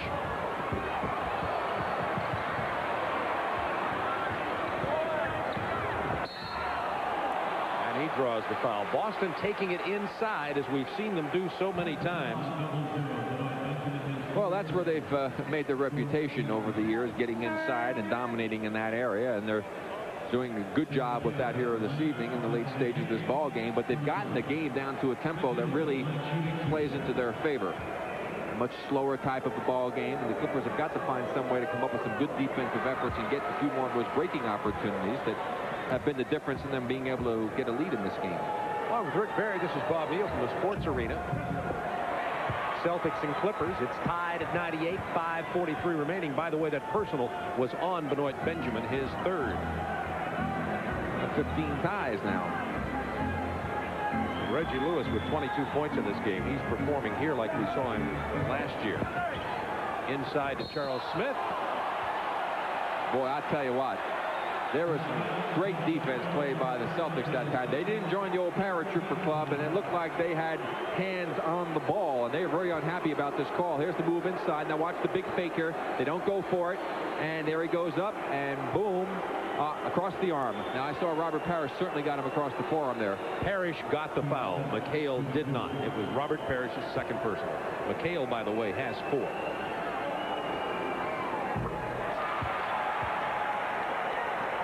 I think we've got our 18th lead change. Smith with 24 points in this game tonight.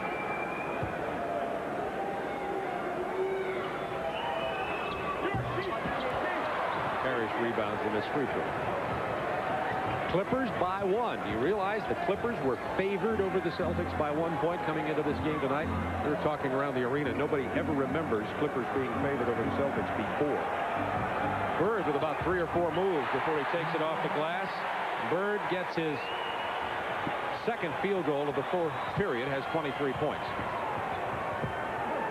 And the Celtics have the 1-point lead. Lead change 19. Here's Charles Smith from long range.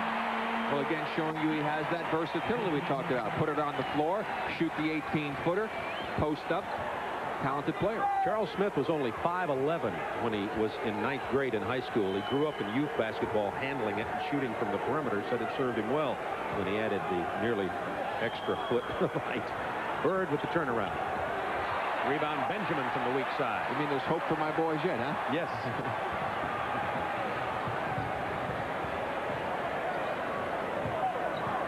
Clippers by 1. 4:24 to go in the game. 9-8 8 on the shot clock and counting. Inside to Smith. He'll get the three-point opportunity. Bird with the push. That's 4 personals on Bird. 28 in this game for Charles Smith, who has just been spectacular in all areas. Jimmy Rogers gets a timeout. There's the push and the three-point opportunity.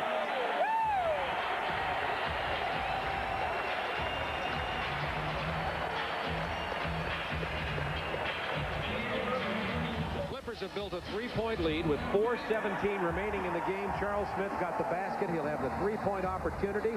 That brings them out of their seats for some celebrating here at the Sports Arena. Remember, the Clippers have never beaten Boston since the franchise moved from San Diego. And at the timeout, Arsenio Hall was over in the huddle saying, let's get busy. Yeah, the old familiar pumping of the right fist. He is known for. Is that what that's called? Very talented guy. Fun show. I wondered what that was called. The pumping of the right fist. Yeah, the pumping of the right fist. This game's about that even. The Clippers have a three-point lead. By the way, Charles Smith has his career high. 28 points here tonight. 26 previously, now 29. Career high from Charles Smith out of Pittsburgh by way of the U.S. Olympic team.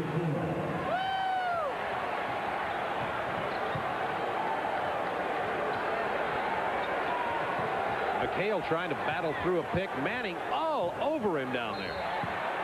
Knocked out of bounds. 10 seconds on the clock. Danny Manning handles the ball in the open court really well, and you saw his strength against McHale. Well, that's where he really improved at Kansas going into his last couple of years, is learning how to play inside and getting upper body strength. 4 on the clock. Bird goes for 3. He misses it. Benjamin kept it alive for Charles Smith. The 4-point lead belongs to the Clippers. They can match their game-high 6-point lead or better with a bucket here. Smith again, showing some ball handling also. The reversal, Manning blocked by Parrish. They're going to call him for the foul. But you see the presence of mind of Danny Manning. A lot of players would have been willing to take the open shot when they caught that ball. Danny wisely took it strong to the basket. That's how you get to the line. That's how you win basketball games. Well, the only time this franchise had really any success against Boston was when they were in Buffalo, which was a long time ago, prior to San Diego.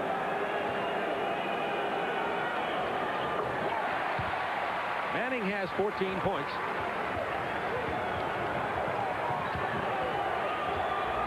And the Clippers have a 5-point lead with 3.5 remaining in the game. Lewis draws the foul. His biggest defense came from Parrish on that play. Almost ran into it. That'll be the 4th personal on Benjamin. Still plenty of time for the Celtics here with 3:23. And again, the scary thing about it is that the Clippers seem to be content to just bring it up the court and trying to use the clock as an ally. But I still believe they have to try to get some transition easy hoops for themselves to be able to beat this Boston Celtic team. Reggie Lewis has 23. He's only 3 points away from his season high of 26. That, Bob, or continue to do the kind of plays they did to Charles Smith when they were able to get him down low inside on front of Larry Bird with good position. That was good half-court offense, but they don't do that all the time. They sometimes will take those bad shots. Let's see how they do these next few possessions. Bird had 16 at the half, 23 now, has only 2 field goals here in the 4th quarter with 3 minutes remaining. 6 on the shot clock. Harper over Parrish. What a shot by Ron Harper. He has 20. Balanced scoring by this Clippers club. The lead is 5. McHale drew 3 players. Finally finds the open man. It's Lewis with a tough baseline runner. Well, he's now matched his season high. Clippers got away with just an incredible shot on the part of Harper the last time down. That was not exactly the shot that Casey would like to see them get. They're trying to get it into Charles Smith against McHale. They've isolated that side. McHale commits the foul. That'll be number 5.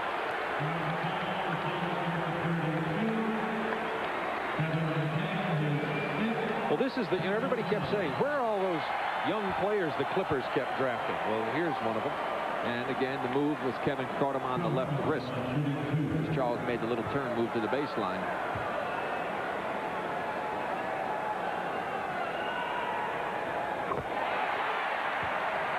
An even 30 for Charles Smith tonight. Did I see more gray hair in the head of Jimmy Rogers there than this time last year? This job can do that to you. Clippers by 5, 2:20 to go in the ball game. Bird, that's a two-pointer. Clippers by 3. Been a beautiful basketball game. 20-plus lead changes. Charles Smith. In and out, rebound, Parrish.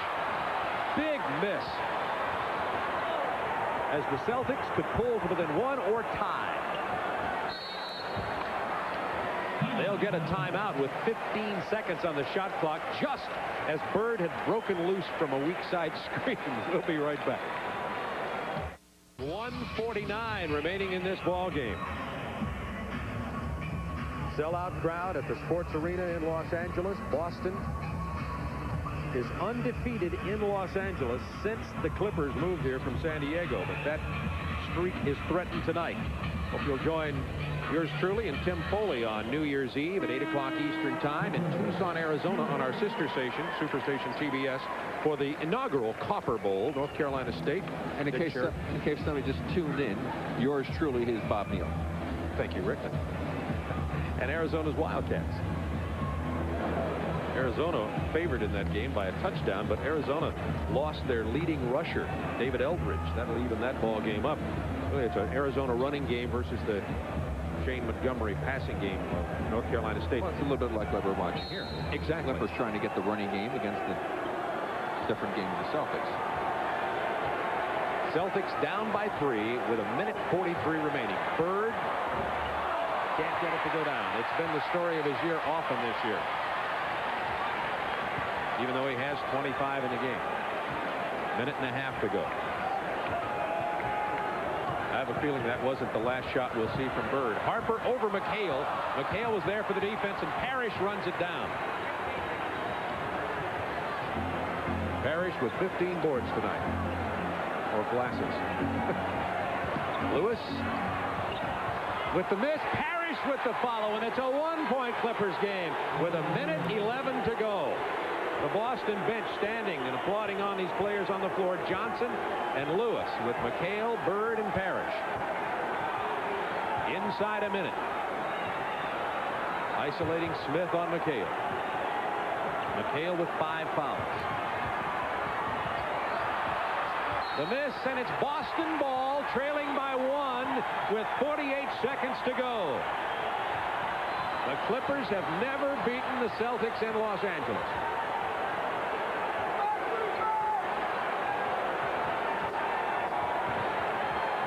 Bird comes loose from the baseline screen. Kicks it out to Dennis Johnson. 7 on the shot clock. Bird's going to drive on Smith. Pulls up. Misses. McHale.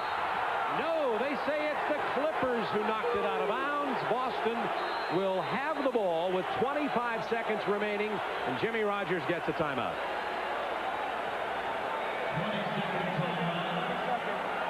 It's only a 20-second timeout.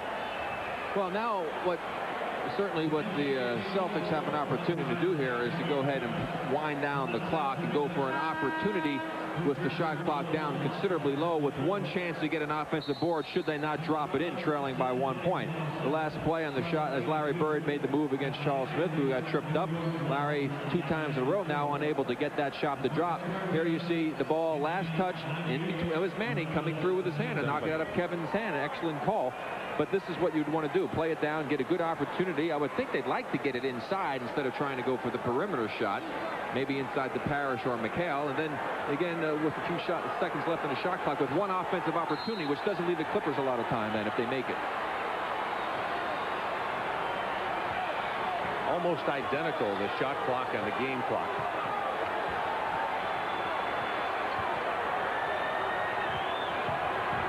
Lewis. They're calling it a pass-off, I think. Or Yes, I don't they're know. calling a foul. It's on the Clippers, and it's against Ron Harper. Calling a two-shot foul, not a pass. Lewis has done a great job of going to the basket strong in this game. Here you see they overplay him. He takes advantage of it. Danny Manning over to help out. Now Harper up in the air. Harper, boy, I tell you, I don't know where I saw any contact on that play. Manning had the block, too. Harper doesn't like it, and Lewis goes to the line. A chance to give the Celtics the lead. It's tied. 10 seconds remains in this game, and now we have the tenths of seconds on the shot clock, on the game clock, and it'll really matter. 10.3 seconds remaining. Celtics by 1. Clippers have 3 full timeouts remaining, and Don Casey will use one of those. So the Clippers had a 6-point lead. The veteran Boston club has come back to regain the lead with 10.3 seconds remaining. Clippers last scored with 2:24 to go in this game. And Bob, the big problem again is that it was like they were playing not to lose instead of playing to win. The way they were getting that lead was by getting the running game going. They never really got anything going in the last 4, 5, 6 minutes of this ball game, and as a result, they played Boston Celtic basketball. The Celtics clamped down some on the defense and were able to go down then and execute their half-court offense, get themselves right back in this ball game, whereas now they have a 1-point lead. And Clippers' chance now to try and go ahead and get a shot up there with just a few seconds left, in hopes that if they don't make it, that they have an opportunity to get one offensive rebound chance, and then that wouldn't leave much time for the Boston Celtics. The only thing the Celtics did wrong that time was that they went ahead a little bit early and are giving the Clippers plenty of time to try and still win this basketball game. But if something's there like a drive, you've got to take it, and that was a good move by Lewis. The man for Boston has been Reggie Lewis off the bench. 28 points, his season high. He was the man who just hit the go-ahead free throws. Charles Smith against McHale. Got Parrish airborne. Smith with the bucket. 5.1 seconds remaining.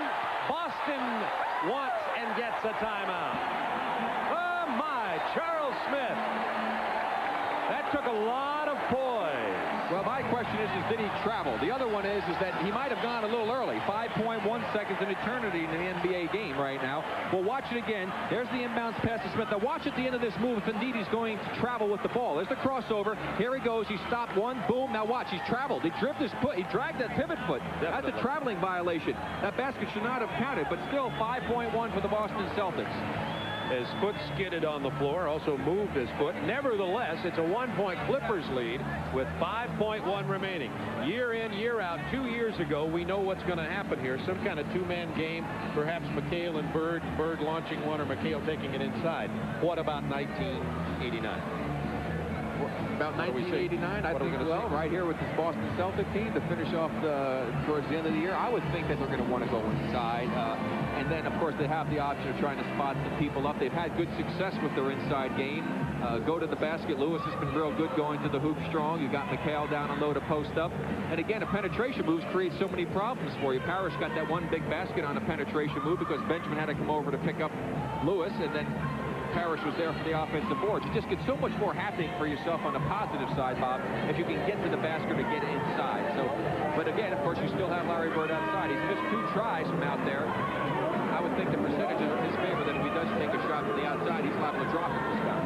Remember, Boston has no timeouts remaining. They must get this ball inbounded also.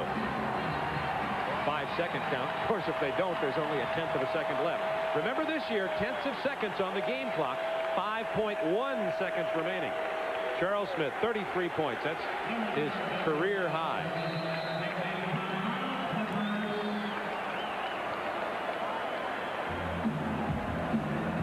They're going to... Looks like the Clippers are going to get a timeout, and it may be a 20. It's a full timeout, and we'll take a commercial break here with 5.1 seconds remaining. 17 ties, 23 lead changes, and if there's another, Boston will probably win. I'll tell you again that the Clippers have never defeated Boston in Los Angeles. The last win was in '84 when this team was still in San Diego. So Boston has 5.1 seconds, no timeout remaining. And they need to put somebody on that ball, creating a lot of pressure for the inbounds pass, as you pointed out, without a timeout remaining. That's why they've got Kevin McHale making the inbounds pass, use his size there. But no, they're backing off right now. At least Danny Manning is. Maybe he'll move up. Johnson, Parrish, Reggie Lewis, Bird, and McHale on the floor for the Celtics, trailing by 1 with 5.1 seconds to go. Into to Bird.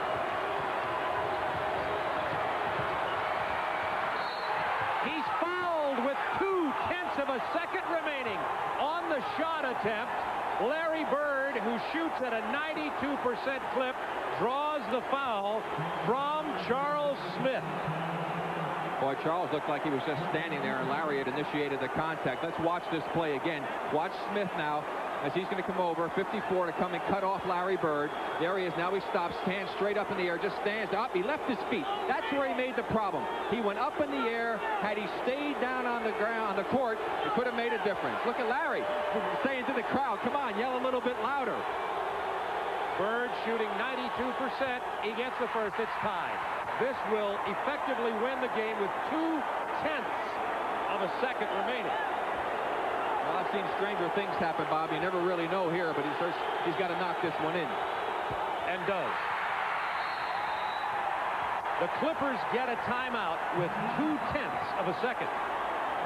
It certainly made it interesting to have the tenths of seconds on the clock this year. Is there even an opportunity to inbound it and shoot it in 0.2 of a second? When we come back, we'll find out.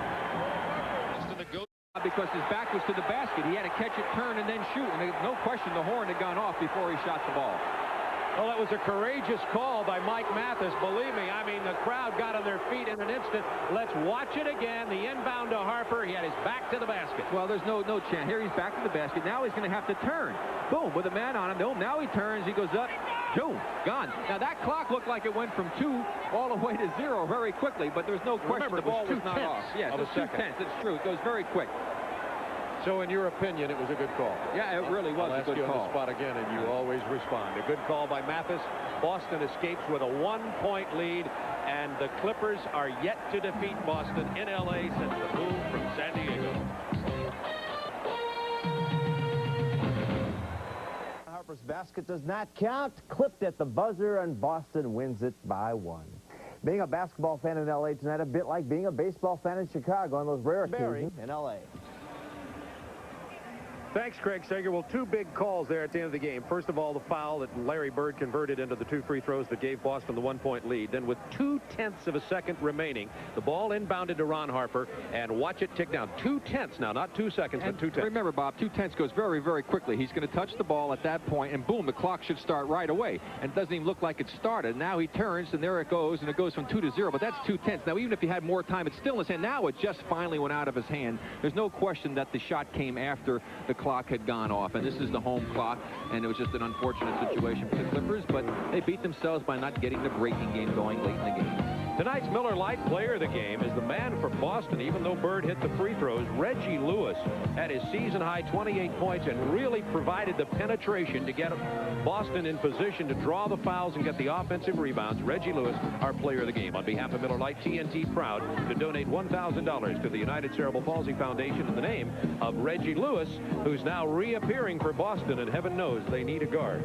Next TV game on TNT will be Tuesday at 8 o'clock Eastern Time. Phoenix versus the New York Knicks. Knicks were winners once again tonight.